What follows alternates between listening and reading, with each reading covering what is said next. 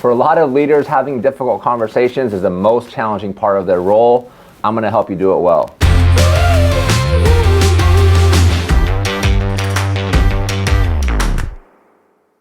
Thank you so much for tuning into the New Leader Workshop. Take a moment to like and subscribe and share this episode with a friend if you're finding value from it. It means a ton.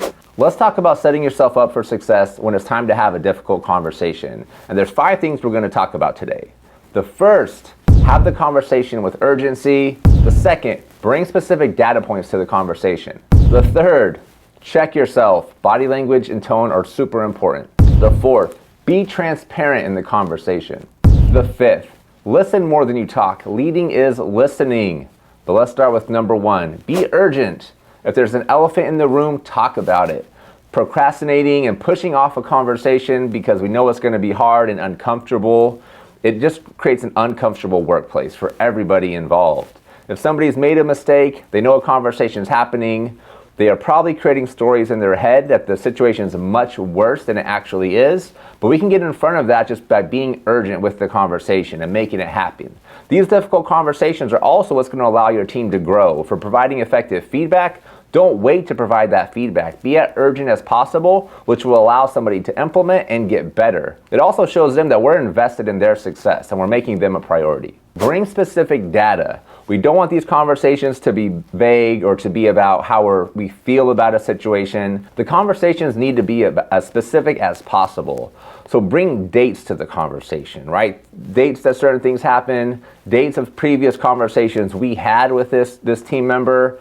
These things are all important. The more specific we can get, the more impactful this conversation will be. Check yourself. Emotions are so important. Our body language and our tone are almost more important than the words that we're using. Number 4, be transparent. If you're going to have a tough conversation, it's okay to start the conversation by saying, this is going to be a tough conversation for me to have, but it's important that we have it because I want to make sure we're on the same page moving forward.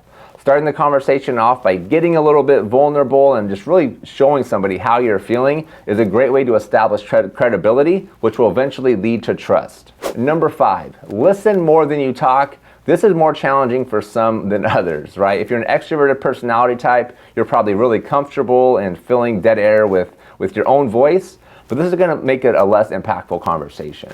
Really take moments to embrace the awkward silence that may be there. It might be a little bit uncomfortable, but if you're asking effective questions, this oftentimes will just be the other person really processing the information. A lot of people are going to want to take time to think through a question before they respond, so give them that time to really think through it, as opposed to what I see a lot of new leaders doing, which is you'll ask a question and then you'll immediately respond with how you think that person's feeling.